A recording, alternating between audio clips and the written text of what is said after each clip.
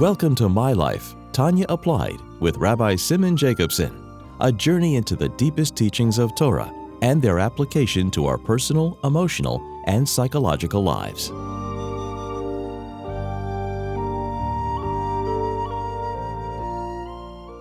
A good tavach, a good week. We continue the journey in the life-changing Sefer Tanya. This program is made possible by Rena Lights LLC, and it is an honor and a memory of Rabbi Yosef Halevi, Weinberg Olav Hashalom, Rabbi Moshe Pinchas HaKoyen Katz Olav Hashalom, Rabbi Yael HaKoyen Khan Olav Hashalom, and it is l'schus and the merit of Rabbi Zev Yecheskel and Risha Katz Le'erich Yomim V'Shonim Tevis for many long, healthy years. We've begun Perek Gimel, the third chapter of Tanya. After explaining the divine soul, the Nefesh Elokis, Chelik Elikam Emal Mamash, now we go into the structure of the soul. Because it's not just the very core essence of the soul that we are interested in, which is so vital, but also how it expresses itself. A soul has to manifest. So you could have the etzem of the neshama to be perfectly divine, but what about its faculties? So we began last week in the beginning of this chapter 3 of Tanya, where the Alter Rebbe says, V'hine kol b'chinus madrege misholosh elu, nefesh, ruach, and neshama, that all these levels, of the three levels of the soul, nefesh, which is the biological, behavioral aspect of the soul, ruach, the emotional, and neshama, the cognitive, the intellectual, he says, so all these levels contain a klula me'eser b'chinas keneged eser sfiras el yenus and nishtalshlu mehem. They contain 10 faculties, 10 powers, 10 levels, b'chinas, which mirror the 10 heavenly spheres from which they originate, nishtalshlu, from which they evolve. Not just that they're like the rest of the existence, everything is created through these 10 spheres, and through the 10 asarim ma'amoris, which are rooted in the 10 spheres, but here, it's not just they're created. They actually are an evolution of the very 10 spheres as they are in the highest levels. They, in turn, as they evolve, shtalshlus, like a chain, shalshelis, each link connected to the previous one. So even as they manifest, the neshama beguf comes down below in this world, its 10 faculties mirror the 10 spheres, which, as we discussed, says, in other words, telling us that the Chelik Elikam Emal Mamash of chapter 2 is also manifesting itself in the faculties, in the very faculties. Now we discussed at length the difference between the word Bechina and Madrege. Madrege is a level, like a step. This level, the next level. Bechina can also be translated level, but it's much more than that. It's more subtle. Bechina is when a thing is not yet defined as a complete level, it's encompassing other levels as well. The iskalolus. And here, interesting, the Alter Rebbe says, Kol b'chinu madrege mishalish elu. So we discussed at length what that means, and then he says, Klulam eser b'chinas. Here he used only the word b'chinas. As I suggested last week, because we're talking about the keiches that are not yet fully defined, but they're as in a state of being evolving from the 10 spheres. When it comes to the shalosh elu, nefesh, ruach, and neshama, he says b'china umadrege, because he wants to explain that no matter what level of soul we're talking about, whether it's already defined as nefesh or ruach or neshama, or it still encompasses one or the other, as we learned in chapter 2, that they're all klula. He says clearly in chapter 2 that nefesh, ruach, neshama, they encompass one another. In other words, in nefesh you have ruach and neshama, and ruach you have nefesh and neshama, and in neshama you have ruach and nefesh. So he's including both languages. That would be the most apparent explanation of why he says both words. But let's just for a moment delve a bit more. Why is he saying nefesh, ruach, and neshama? Why doesn't he just say, we spoke about the nefesh, which includes nefesh, ruach, and neshama. He could just say, V'hine kol b'china madrege of the nefesh. But he says nefesh, ruach, and neshama. In other words, he's not just using one level because he wants to cover every type of personality. when we discuss nefesh, ruach, neshama, as I briefly mentioned, nefesh is a person that is primarily, we call it a isha maisa. It's an action-related person. His main focus is nefesh, getting things done. However, like any human being, he's not just getting things done. Getting things done also has emotions that are involved and invested in it, and a mind that strategizes. However, the focus is nefesh. So it's essentially how ruach and neshama, the midas and the seichel, the emotions and the cognitive, are all channeled through the action person. Then there's a person who's primarily emotional person. His primary form of expression is emotions, feelings. So he too has a mind, and he too has to implement things and execute them in action. So there, the neshama, the mind, the cognitive, and the behavioral all channel through the emotional. And then there's the third type of person, whose primary role is a neshama person. What does that mean? A moyach person. He's a thinker. He's a minder. He's a person whose main strength is in the cognitive. But he too has emotions, and he too has action. So his ruach and nefesh are channeled through neshama.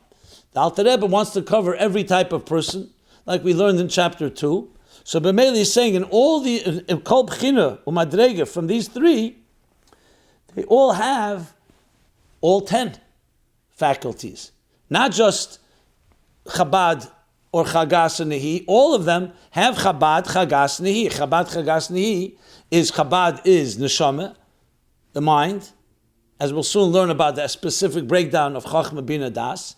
They have Chagas, the emotional, Ruach, which is Chesed, Gvur, Teferes, the Midas. And then they have Nehi, Netzach, Ched, Yesed, which is the behavioral side of the emotions as they express themselves in action. So they're all encompassed of all 10. Now we should also add, of course, Malchus goes into the last category. Nehi, Nehi'im. We say Nehim, Netzach, Ched, Yesed, and Malchus. Okay, so bottom line is, now that we know that a soul consists of these 10 levels. Now it's important to point out, there's a Maimer in Likutei Torah, where the Alter Rebbe continues explaining this and saying that right now it says that they're all klula, that the nefesh, ruach neshama's klula, encompasses and includes and contains the 10 b'chinas. In the Maimer Likutei Torah, the Alter Rebbe explains that in truth, the nefesh is beyond distinctions and beyond structure. So compared to the garments of machshava, dibra, maisa, thought, speech, and action, which we're going to learn about in later chapters, which are like physical garments. They're not attached to the body. They're forms of expression. So the keiches hanefesh are like, he compares it to like the limbs and the organs of the body.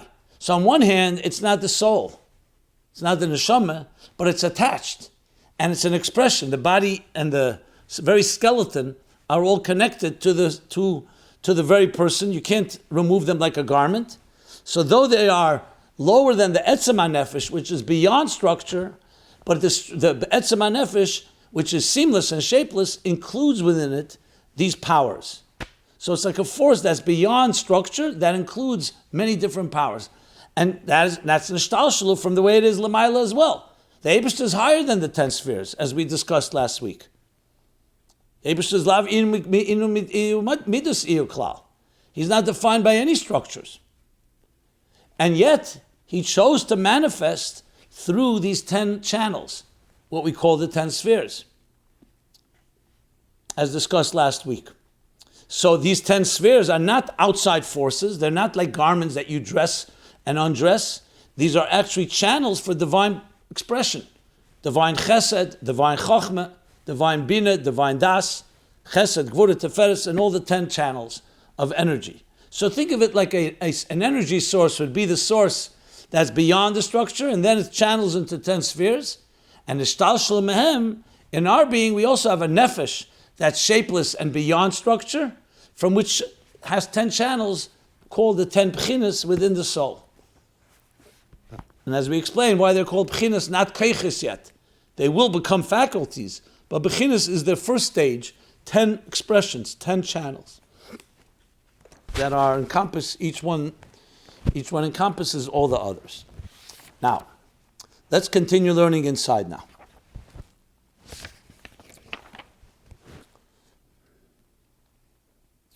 So continuing, shenishtalshel mehem. So he said, let's just I'll read the full sentence.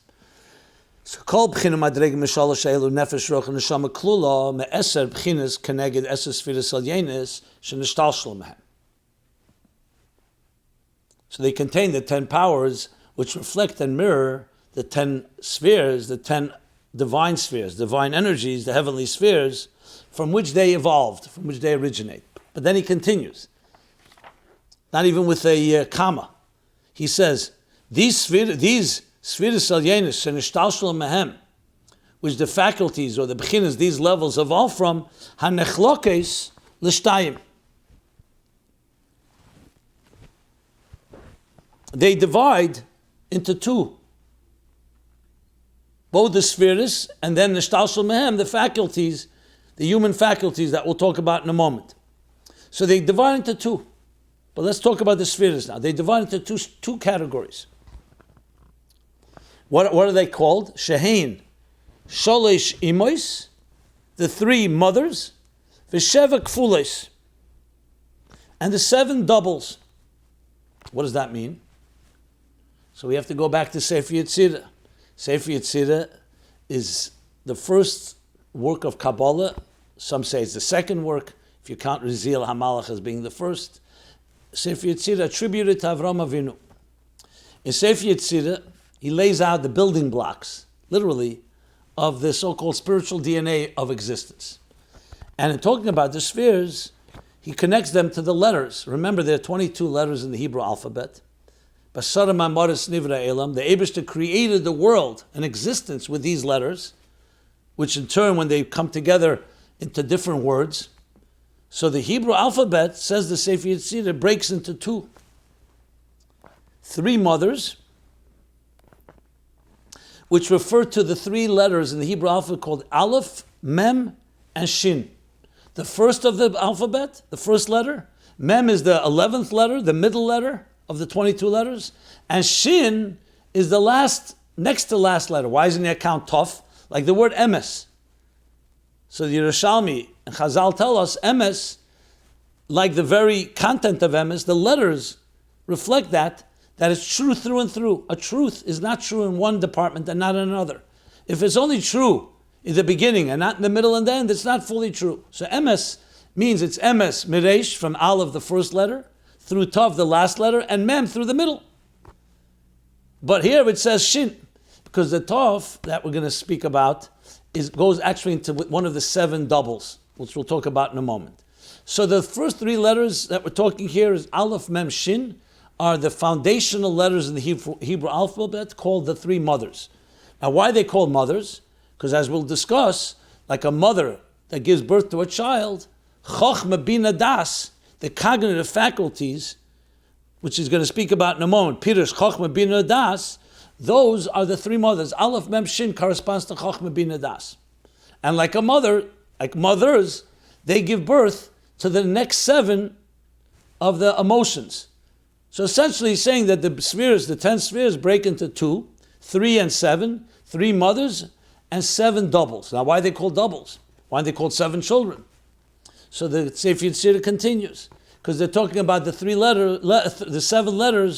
Rosh Hashanah is Beged Kaperes, Beis Gimel Dalet Chof Pei Reish Sof. You see here the Sof.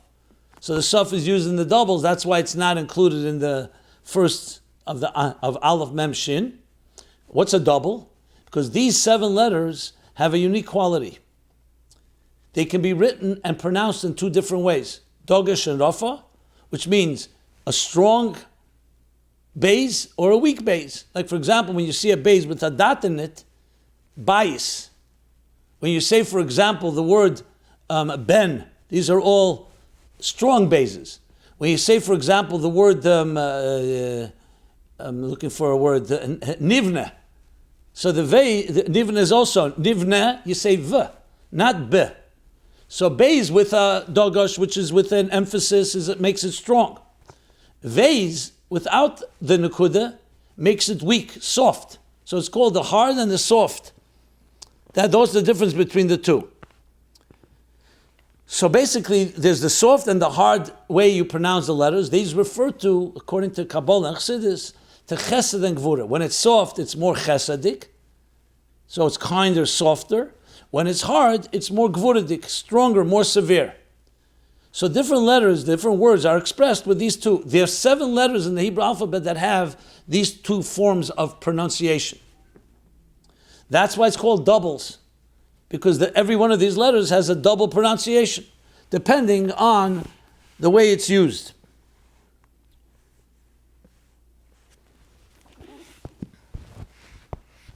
So when you say letters in Hebrew alphabet, letters comes from the word oisius, or osa boiker. It's a form of revelation, gilui, osa boiker. The morning has arrived. So letters carry divine energy. They can carry that divine energy in 2 ways, in a strong way, in a weaker way. Now, weaker doesn't mean weak in a negative way, it means softer, in a softer way. Since everything in expression comes either through chesed and gvura, so these 7 letters have these doubles. This is how it's explained in Sefer Yetzirah. The Alter Rebbe is citing it here. So now we have both elements. You have the 3 imes, the mothers, which are the mothers are like the roots that give birth, and you have the 7 kfules, the 7 doubles, which are essentially the offspring of Aleph Mem Shin. Just as an aside, why do you call it imes? Why not call abes? 3 mothers, why not 3 fathers? Especially later he's going to speak about how to give birth to anything, you need a father and a mother. We learned about it in chapter 2 as well in Tanya. He spoke about the example of the child that comes from the etzem Me'ech Ha'av, Tipus Me'ech Ha'av. So why does he say imes not oves? You also have oves. So the commentaries on Tanya explain, when you look into Kabbalah and different Kabbalah's Sforim, when you talk about the fathers, so to speak, there it's a higher level. It's talking about Chochmah. Chochmah is called Abba. Here we're talking about Chochmah Bina Das as it's going through the mother, because the real root, when a child is conceived, the seed of the father obviously gives the very seed of life. But where is it developed and how does it ultimately manifest is through Ima, through the mother. So here, even Chochmah Bina Das are all being called the mothers, because it's not just the father as he's detached, but it's as the father traveling through the mother, in other words, as the child is being conceived. In this case, we're talking the offspring of the emotions. Okay, so there's Aleph Mem Shin in Abba, Aleph Mem Shin in Ima. Here we're talking about Imos. Okay. Now he continues and teaches. What are these 3 Imos? He says, Pirish Chochmah Bina Das. That's Chochmah Bina Das. That's the 3 mothers, Aleph Mem and Shin. And what are the Sheva Kfules? How do they manifest in the spheres? So he says the Sheva Kfules is V'shivis Yimei HaBinyan, continuing inside Tanya, the 7 days of binyan, of structure, of building. The 7 days of creation. So let's just explain what this means. So Chochmah Bina Das are 3 steps in the cognitive process. This is the first time the Alter Rebbe is really introducing them, so let's explain what it means.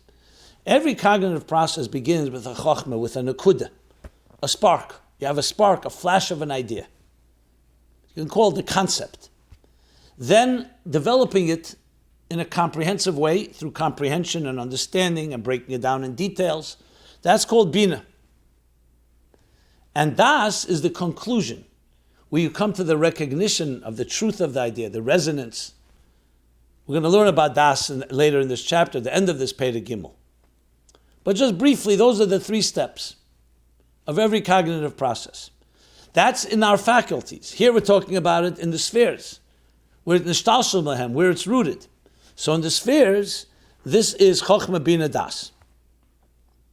And then comes what they give birth to, as we'll discuss soon in Tanya, the Shivis Yimei HaBinyan, the 7 days of creation. These are the 7 tools, so to speak, the 7 channels the Eibishter uses to create. So it's interesting, it doesn't say Asaris Yimei Binyan, because there are only 7 days in creation. Because the cognitive is above creation. It's like the master plan, that first you need the cognition, first you need the concept. Then you develop it. Then you come to a conclusion. Based on that, now you have a plan, then you implement. That's the 7 days of creation. Shivas Yimei HaBinyan. And what does he say? What are they? Chesed, Gvura, Tiferes, Chulu. These are the spheres of Chesed, which is giving love and kindness. Gvura, restraint or discipline.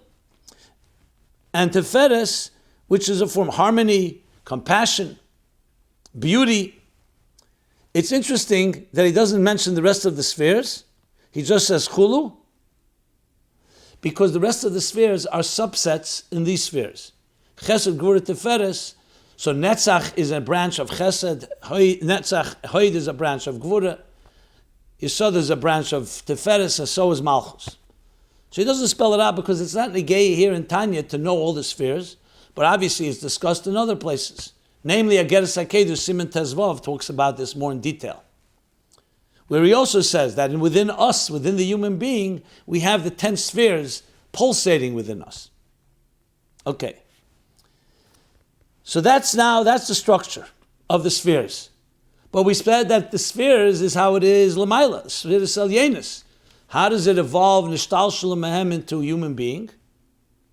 Into the Neshama, or like he said, the Nefesh Ruach Neshama. So he says, V'kach b'nefesh ha'adam. The same as b'nefesh ha'adam. Just as God emanated spheres, and in two sections, so to speak, breaks it down into 2 categories. The Shalosh Imes and the Sheva Kfules, the 3 cognitive and the 7 emotions. So too, he says, similarly, the human soul is also divided in 2.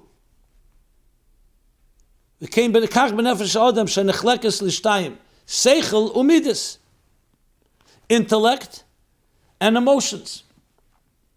Now, what's the difference in Chabad and the Shivas Yimei Binyan and the Midas? What he called before the Shalosh Imes and the Sheva Kfulis. The cognitive is more of an expression and experience that's within you. When you're planning something and you have a concept and you develop it and then you finalize it, that's all within your seichel. Midas is a relationship that is with something outside of you. Now, both the mind and emotions are both relating to something that's not the essence. But the mind is really conceiving of it within yourself. You're processing this information. Midas is when you begin to have a relationship with another, which needs an extension outward. So Chassidus explains that in the process of creation, let's go first to the Esher Sfiris and then we'll go to the soul, that the process of creation, you have both elements. You have the Eibishter, the plan. Like we say, the Torah is the blueprint for creation. There he has the whole plan. So he's relating to creation, but it's still, relatively speaking, an internal process. Creation itself, Olam Chesed Yibona, happens through the 7 emotions, because emotions create a relationship. Chesed means love. Who are you in love with? Who are you extending love with? Same thing with Gevura, and same thing with Tiferes, and through all the Midas. So 10 spheres are basically 10 instruments, divine instruments. That the first 3 are more internal. The second group of 7 is how they manifest in creation. Sunday being Chesed, Yehi Oyer. Monday, Yehi Rakia, is Gevura. Yom Shlishi, Shoch L'Beiketev, is Tiferes. Wednesday is Netzach, Thursday is Hoid, Friday is Yesod, and Shabbos is Malchus. That's already the process of actually creating, based on the cognitive process, in this case the divine intellect, the divine supernal mind. The same thing is in a human being now. Chach b'nefesh ha'adam, in a person. Shenechlekes l'shtayim seichel l'midas. Also divides, in our conscious faculties, we have the mind, which is more of an expression serving and relating to the self, to inward. And then we have our midas. The midas is our emotional expression outward. It's interesting, he doesn't use seichel and midas when he talks about the spheres, Because the spheres, it's all on the divine level. Seichel and Midas is already a functional human faculties, essentially. They're all part of the neshama.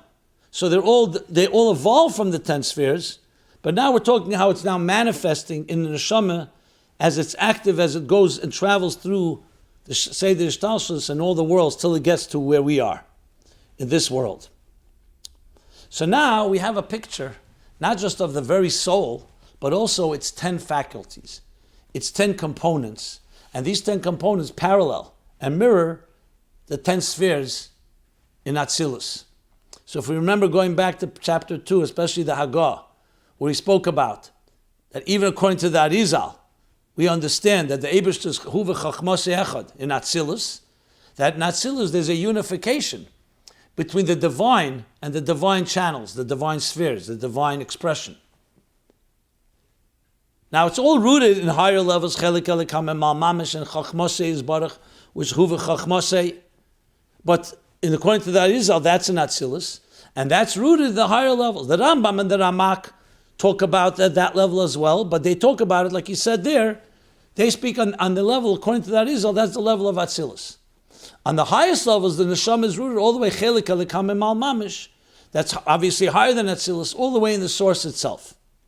But as it manifests, which we're talking about the manifestation of the Neshama, is in Atzilus, is where the Neshama is rooted and manifests the structure, and now we understand that it also travels into the faculties which correspond and mirror the 10 spheres. So in Perek Beis, the focus was on the Chachmasei, the first of the 10 spheres. That's where the soul first manifests, the first place in the structure of Seder Ishtalshelus. Higher than that, the soul is rooted all the way in the highest levels, but doesn't yet have a structured element where you can call it Chachma. So then we have Chachma, and now we've worked all the way our way through Bina, Das, and then through the 7 Midas, the Shivas Yemei HaBina.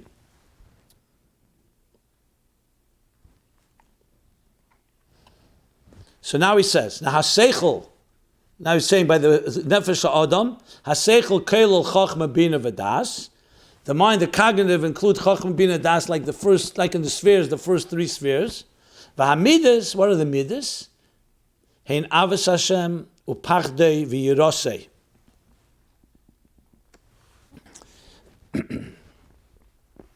Ulefare. And the emotions which are love of God, trepidation or awe and reverence of Him, and Tiferes is venerating Him or recognizing the beauty of God or glorifying Him.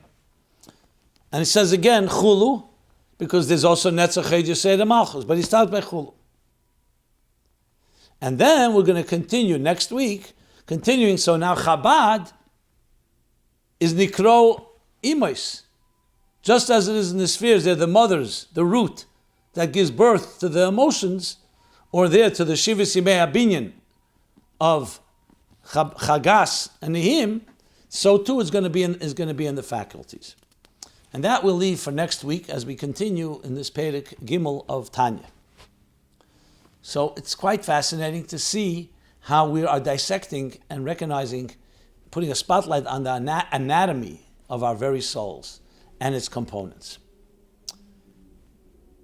These programs are all available at TanyaApply.com, where you can also pose and submit any question you like.